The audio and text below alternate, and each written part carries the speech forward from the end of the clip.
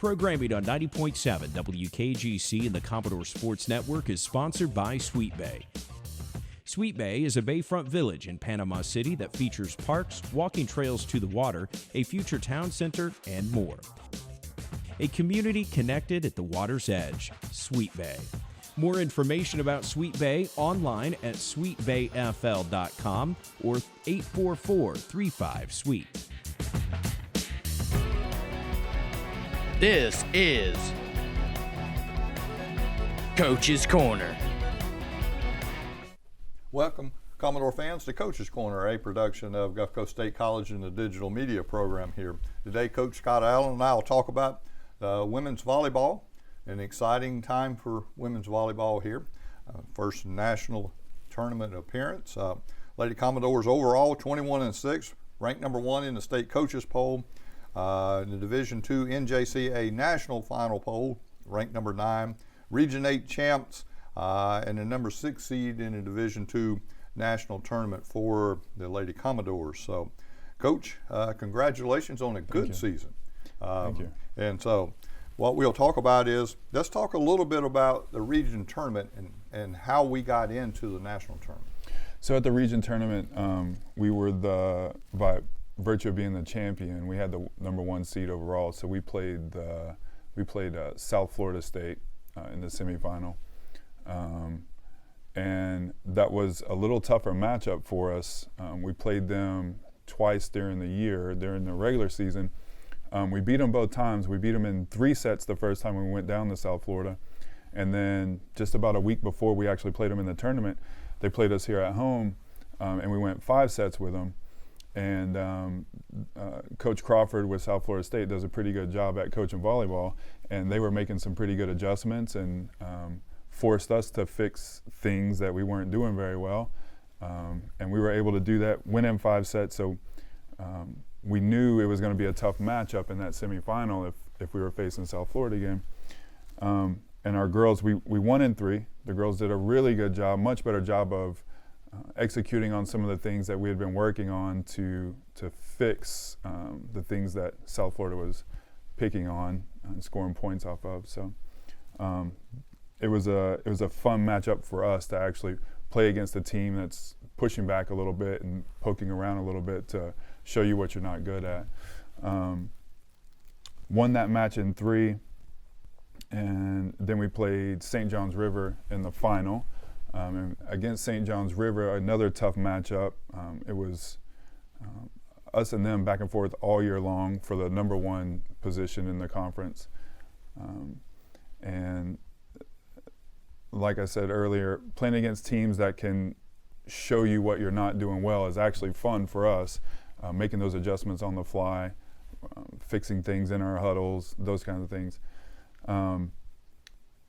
We lost to St. John's River at home, and then we beat St. John's River at St. John's River in 3. And so that put us in a split, and then comes down to set percentage, so we ended up actually getting the number 1 seed overall. So playing against them in the final, we thought it was going to be a very tough matchup for us, and we were very happy with the way that the ladies came out and played, and we ended up winning in 3. They were close sets across the board, but the girls did very well. So we're pretty happy with the way they played at that tournament. We're looking to use that same formula moving into the national championship. So now we're getting ready for the national tournament. You've had a pretty good long layoff from the Region 8 tournament to this national tournament. Does that help or hurt? Well, it could go either way. I think there's pros and cons to if you have some other matches set up or if you need the rest. For us, we have a couple players that could use the rest, so we think that it's going to be a good thing for us. We actually have a pretty deep roster of talented volleyball players, so even at our practices, the girls are competing really well, and we try and put them in situations as a coaching staff so that our practices feel a lot like matches, or hopefully a little more intense and stressful, so that we handle those situations in match play, just as well. So we've had some good practices, and so it gave us a chance to recover a little bit and kind of pick and choose when we can take our time off, and push when we want to push, so that we're peaking at the right time whenever we get to the tournament. Now, is everybody healthy going into this national tournament? We've got a couple of bangs and bruises that we're still coming back from, but for the most part, we're pretty healthy.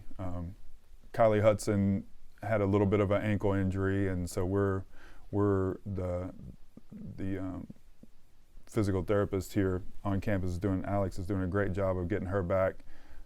So we're hoping to have her at 100% or as close to 100% as we can once we start the tournament. So it looked good. She's moving around much better, and they're running through a light practice today, and we'll know a little bit more about where she's going to be this afternoon. So let's talk about next how you get to the national tournament.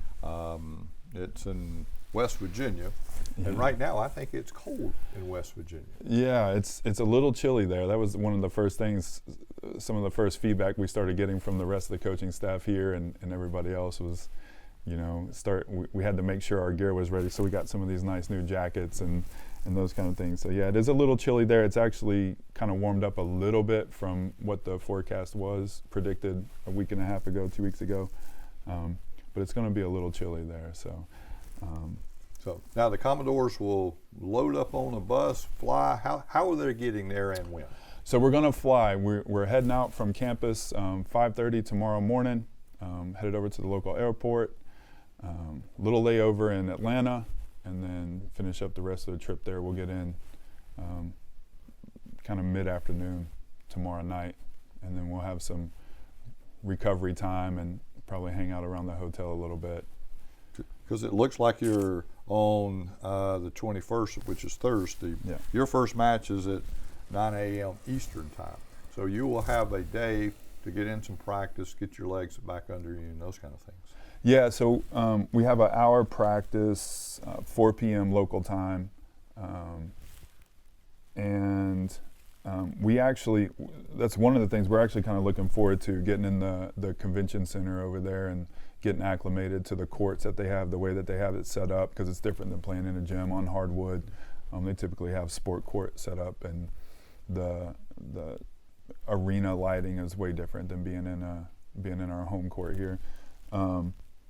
But the girls are used to those type of setups a little bit. They have experience with it with all the travel ball that players play now. So most of the time they're playing in convention centers or civic centers and those kind of things. So they've got some experience with it. Some of the feedback that I've gotten from some of our other conference coaches that have said that it's a little dark in certain places. So, and I think we're projected to be on one of the darker sides with our seating. So we're wanting to get in there and get a good look at the lighting and get serve and serve receive on both sides of the net. So and get that and going out, because you will leave in the morning and get there Wednesday, and sometimes going into a new arena or event does take a little bit of time to get adjusted to. Yeah. And so in this case, what do you know about McHenry County? You'll play the number 11 seed in this tournament. So McHenry County, a pretty good ball club. We've seen some good film on them. They tend to run their offense through their outside hitters, where we do some of that, but we tend to rely on our middle attackers too a little bit more.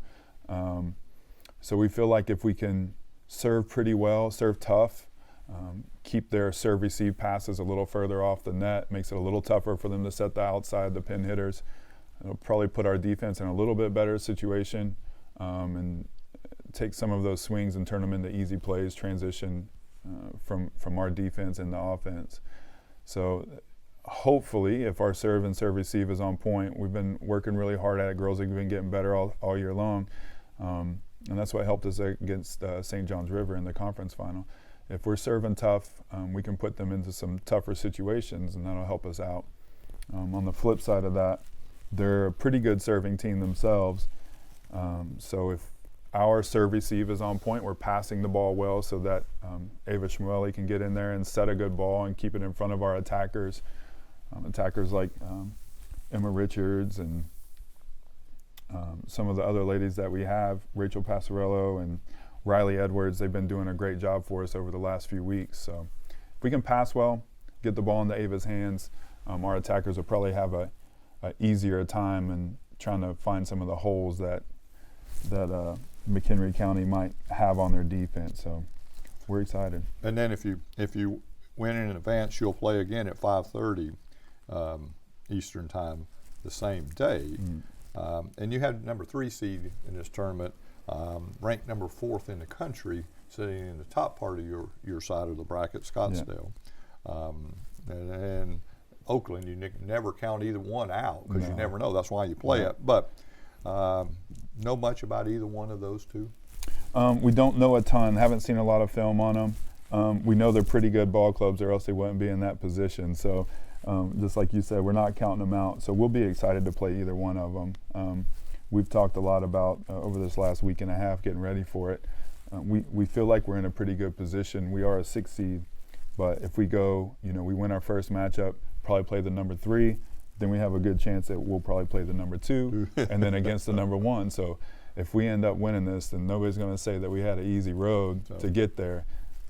So we're excited. We're going to get to play some of the best teams in the country, and we think we have a really good shot at it. Yeah, because they can't say you backed into it because, seeding, and sometimes you can take seeding and throw it out. That's because, at the last minute somebody loses, somebody wins. That's right. And you go, wait a minute, the polls doesn't match the seeding, because really Scottsdale ended up being the number 3 seed, but the last poll was ranked 4th in the country. So really, but it's in there. So you'll play 2 on Thursday, and then possibly 1 on Friday, and then 1 on Saturday to get to the championship game. So that Friday game would be a 6:30 p.m. Eastern time, and then the championship game on Saturday will be at 5:30 Eastern time. Like you said, coming out the other side, you have the 1 and 4 seeds on that side of the bracket. Yeah. Now, this tournament's a little different because it does have a consolation side to it.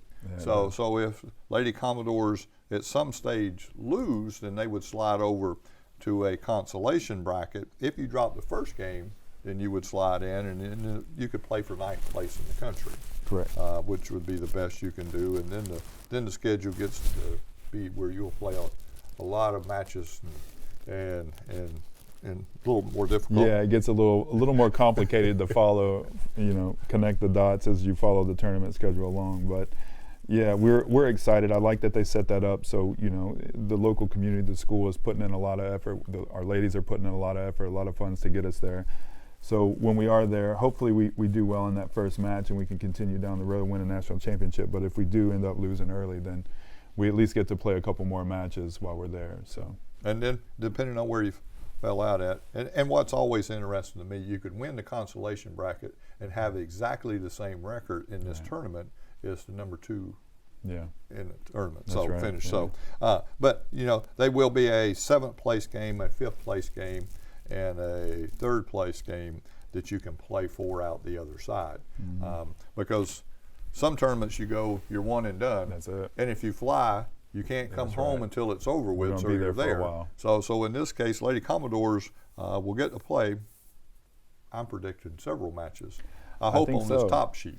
I think so. I think we have what it takes. I think if we play together as a team, I know it's a little cliche, but I think it's really going to come down to that. I feel like if you look at us roster to roster, we match up pretty well with every team in this tournament. So we said it at the conference tournament. It's going to be the teams that handle the ups and downs a little bit better, handle the adversity. Those are going to be the teams that go on and win this. When the other team goes on a 4 or 5 point run, we don't want to collapse. We want to stay together and be able to finish the tournament out strong. So in this case, you depart at 5:30 in the morning? Yeah, we're leaving the field house at 5:30. So come out, Commodore fans, and wish the Lady Commodores well. You're loading a bus to go to? Yeah, we're loading up here. We actually have some locals that are going to help drive us over there and drop us off at the airport. So they'll drop off at the airport. Yep. So come out at 5:30. Coach Allen, we wish the Lady Commodores all the best and bring home a national championship for us. So, thank you. We'll do. Commodore fans, stay tuned. I'll be right back with Coach's Corner to talk to Coach Gaffney about how the Commodores are playing on the Commodore Sports Network. Programming on 90.7 WKGC and the Commodore Sports Network is sponsored by Sweet Bay. Sweet Bay is a bayfront village in Panama City that features parks, walking trails to the water, a future town center, and more. A community connected at the water's edge, Sweet Bay. More information about Sweet Bay online at sweetbayfl.com or 844-35-SWEET. Welcome back, Commodore fans, to Coach's Corner. Coach Phil Gaffney, I'll talk about Commodores. Commodores on fire right now, Coach. 4-0 overall, ranked number 5th in today's new state coaches poll. And the poll from last week in the NJCAA national poll was receiving votes, and there's a high probability the Commodores might break that top 25.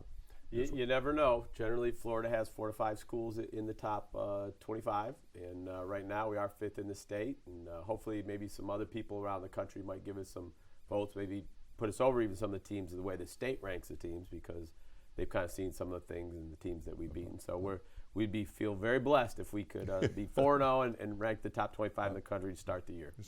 So Commodores right now is averaging 97.3 points a game.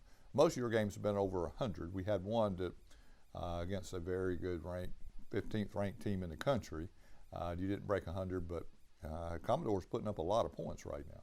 We are, and it's a lot of that's from our defense. So we want to say we're a great offensive team. I don't think we're a great offensive team yet, but I think our defense forces so many turnovers, James, that we just get out in transition, get a lot of easy baskets, easy layups, a lot of dunks, easy uncontested three-point shots, and that's what leads to 100 points or 97 points a game. So, and we talked a little bit about that. We'll talk about some of your style of play for the folks that are watching and listening to us.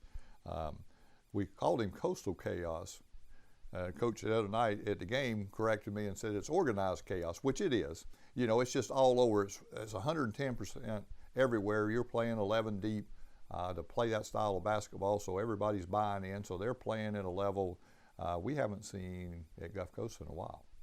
Well, it is. It's Coastal Chaos, what we have on our shirts. We also have better person, better student, better athlete. We put that on all of our stuff because we want our guys, better person, want them to be great people first and grow and mature into fathers and husbands in society. And we want to be great students and we want to be great athletes, but we put the athlete last. But that Coastal Chaos is kind of our signature of who we are. We play defensively, kind of crazy, kind of fast, and same thing offensively. And as you and I were talking about, there really is a method to the madness. It's very disciplined. When you look at it, it doesn't seem very disciplined. You think, oh my goodness, they're just all over the place. But everything we do, there's a reason we do it. And if A happens and B happens, and if B happens, you do C. So the guys all know what they're supposed to do. But when you just look at it, it definitely is chaotic, but it really is organized chaos. Not that it always works, but it is organized. Yeah, but with that style of play, it makes it really hard for another coach to prepare to play you guys, because of so many different things you're doing on the defensive side of the ball. They spent most of their practice just trying to get ready for that before they even can think about the offensive side. I think it's true. I think instead of Coach Scoville, she's a classic of I don't worry about what the other guy does. I'm just going to do what I do. Yeah. But I think a lot of coaches, they try to get ready for you and prepare, and it is extremely difficult because there's so many things coming at you. Which zone press you can prepare for? Which man press you get? Which trap it in the half court, full court? You know, good gracious, there's a lot to get there. And sometimes I've had coaches who've retired and come back and I've spoken with, and they've said, the hardest thing is I spend all my darn practice getting ready for you instead of getting ready for what I'm supposed to do. So we're glad that they're thinking about us. So now, on the 14th, we played Georgia Highlands. Now, that's a team kind of near to your heart. It's one that, normally a coach wants to win every game. But in this case, because you had coached that team, started that program, was a head coach at Georgia Highlands. Some of those young men you recruited, and then your assistant coach becomes the head coach. Commodores defeated him 105-84, which at the time was a big win. Now, as that days played out, we realized, wow, it was a lot bigger win than we might have even thought about Thursday. Yeah, they were in the receiving votes for one of the first ones, so they're probably like the 27th or 28th ranked in the team in the country. And talent-wise, they're loaded. They played an extremely hard schedule. They're playing a national ranked team after national ranked team. But yeah, it was tough because as the athletic director, I hired everybody there as the coach. Having, as you said, coached those guys, put in that system. Those are my best friends over there, coaching that team. You don't want to beat guys that you went to battle with last year and you're good friends, because somebody has to lose and you don't want to lose, but you sure hate to see them lose. So we just had a tough time getting games. That was the only reason we played it. Now maybe we'll go back up there maybe next year, because I would like to go back up to Rome, Georgia. But really what it was is I couldn't get games, and I knew they were kind enough they would come down and play us. And I also knew that they'd be a top 20 talent. They'll be a Hutch team. They'll be going to Hutch. I don't want to guarantee it and put the jinx on them, but they're that quality, athletic team. And so we needed to play somebody good to play them home, and it gave us a game against good quality talent. Yeah, because there was some of those young men would have looked much better in Commodore blue instead of that orange and blue stuff they were wearing. So, absolutely. Because some of them can play. No stats here, so I can't really go back and say who scored what, but there was a couple of them. When he got the ball, you knew who he was going to score. We had trouble with their guards. Their guards are super quick. So, both guys who played for me, and one whose brother played for me and was coming to play for me at Georgia Highlands, and they're tremendous. So in that case, first half, at the end of the first half, it's 49-46. So it was nick and tuck that first half there. Yeah, we got up early, and then they did a good job. They switched to zone. They slowed us down a little bit, and their zone was effective. And so that did slow us down until we wore them down a little bit in the second half, and they got a little bit tired. And last 6 minutes, it went from like a 4-point, 6-point game to a 20-something point game. So they blew it up. Second half, we outscored them 56-38 for a 105-84. 56 is a lot of points in it. Yeah. That's a lot of points. 105 score. If we come down and look, Cam Holden with a double-double that night, 30 points, 16 rebounds. Just out, and he had 7 assists. He's more than a willing passer. But yeah, those numbers he put up are just silly. Those are outstanding numbers. Those are player of the year type numbers. And if he could keep up and play like that, he'd have a chance to be a Panhandle player of the year and first team All-American status nationally, if he could keep that up. If he can keep that up, and did it in 33 minutes of playing time. So it's not like he played all 40 of them to get there. No. So and then if you go back, Godwin with 15 points, another good outing for him, a returning sophomore. He's been outstanding for us in all the scrimmage games. He's been outstanding for us all 4 games, giving us great leadership, great minutes, can play the 1 or the 2. Couldn't be any happier with what KK Godwin has done for us. So and if you look at Mayo, a new player to add to the roster this year, come in with 12 points also. He's great. He's a D1 transfer from North Carolina A&T, strong, fundamentally sound, wonderful young man as well. Couldn't be any happier for how he's played for us. So, and if we go down, Pierre-Louis, 12 points, perfect from behind the three-point line that night. He's our best shooter, I think. Some other guys may disagree, but great compliment. Have somebody who can shoot the ball like that coming off the bench. I'm very blessed to have him. And so 16 turnovers, but playing against the same style of defense you played. Yeah, so we were trying to keep it 15 or below. So and that was part of the problem playing that game. It's a mirror image. You don't know, should I just be who I am or do I change stuff because he's who I am? So definitely, if you saw those two teams, they were mirror image of those both groups. So both teams playing and doing well. So Commodores pick up a win, a 21-point win that night, and then you were off, and then Georgia Highlands and Daytona State played Friday night. Yes. And Georgia Highlands won. Yeah. 101-91, I believe. Yeah, double-digit victory win for them. Great job. They played so well, and I think they got some of their kinks ironed out because we're not 20 points better than Georgia Highlands. We just caught them and did some stuff to them. So I think they made the adjustments, and then used that to beat Daytona.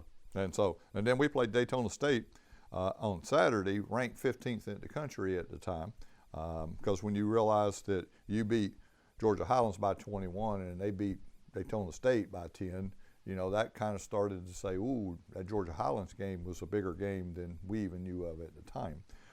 Defeated Daytona State 84-75. Led all the first half until the backcourt 3-point backboard shot just went in, and they went in up 36-35 at the end of the half. And that can be tough because when somebody hits a shot like that, a 50 or 60-foot shot, it can deflate you, especially when it puts them up. And you say, oh, my Lord, what's going on here? It was tough for us. Kim Holden picked up 2 fouls early in the half. And, again, you just said he had 30 points last game and scored 24 a game. And for him to have pick up 2 fouls. Well, now you got your best leading rebounder, leading scorer, and was the second leading assist guy. Boy, other people better step up. So it hurt us that he wasn't on the floor for such a long time. It's almost like he didn't play in the first half. He didn't have any stats. But I was glad that we were able to regroup and not get too down on ourselves. And he played a great second half and put up good numbers in the second half, and that was what led us to the victory. Yeah, because he finished with 15 points, 4-7 from the free throw line, played 16 minutes, and 15 points. Still a good outing for Holden. Godwin with 14 points. He seems to be pretty solid numbers for him, pretty consistent from game to game. He's been tremendous for us. And then if you look, Pierre-Louis, I think that's going to be your favorite last name to say this year, really came in the game, played outstanding for us. We shot darn near 50% from the three-point line, and you're not going to lose games when you shoot that well. And that was Jamie did a great job. He and Grant Howard off the bench were loading it up, and they gave us 2 double-digit scores off the bench. You're going to win games when you do that. Yeah, because they totaled for 26 points. And Aaron Gordon gave you 13 points off the bench, 61% from the free throw line, 45.5% from the three-point line, and 43.8% from the floor. Playing a good Daytona State team there. They were a really good team. They kind of had an advantage because they were going to play 2 games that played just alike. So they played Georgia Highlands the night before and said, okay, it's coming again, and pretty much play in there. So they really prepared for one team that got to play 2 games out of it. You're absolutely right. Usually you go to a tournament and you got to prepare for one and turn around, and you have no time to prepare for the other. They certainly did. And you're right, Maurice Gordon, double-double off the bench. We've been trying to get him to do that. For him to get a double-double off the bench and mix those other 2 guys with double digits off the bench, that's what won the game, because Kim Holden's, we're not going to win if he plays 16 minutes most of the time. Well, Coach, we got a highlight reel from that game, so let's try to watch and see what he did. Owens with just a monster dunk, split all the defensive players, got to the rim, and finished. There's Howard hitting one of those threes that we talked about. And there's Unselfish shooting the basketball. Howard again.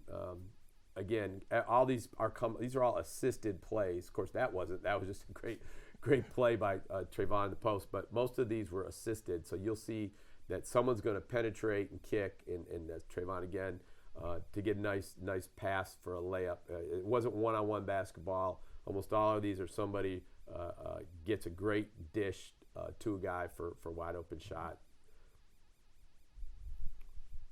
There's a good finish by Gordon again off a nice pass.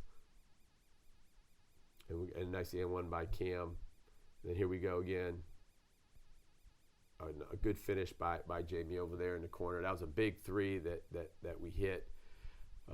Put us up. We had a couple big 3s by him and Howard, put us up big. And then you're going to see here, I think in a minute, the monster dunk by little point guard Jacoby Owens. Jamie Pierre-Louis continuing to just knock down jump shots. I guess it's kind of him and little shots inside. And there's Mo Gordon again. And there's Jamie again hitting another one. That was an and-one for a 4-point play. Pretty darn impressive. And there again, we're on the glass, not giving up, just attacking, playing hustle. Missed a lot of shots in there, but we got them. There's a great pass from Owens to Gordon with a nice little alley-oop. There we are again on the glass. Gordon was pretty spectacular on the glass, as you can see. You've seen several of his highlights. And then I think coming up here we have the real nice dunk. Capped it off. That's ESPN quality. Absolutely. Unbelievable. That guy could go down the middle, and their 7-footer stand there, and he just dunked over the top of him. So Coach, we've talked about most of our time going to Northwest Florida Thursday and Friday. We'll play at 5:30 both days. We'll play Indian Hills, ranked 4th in the country, may even move up a little bit with some losses above them when the national tournament comes out. And then Friday, play East Mississippi, also receiving votes in that national tournament. So tough schedule coming up for the Commodores. Yeah, you got it. Indian Hills is a legendary program in JUCO, and they're 4th, and they'll probably be 3rd when the poll comes out later today. East Mississippi's great. We got our work really cut out for us, but we're blessed with an opportunity. You got the number 3 team in the country. You get a chance to play. I mean, you get a chance to beat them. So it's a great opportunity. So So with all that being said, if you want to see some exciting basketball, go over to Northwest Florida State College and watch the Commodores play 2 good games this week. And so for Coach Gaffney, I'm James Baxley. Thanks for watching, Commodore fans, and we'll see you next time on the Commodore Sports Network. This has been Coach's Corner with your host, James Baxley.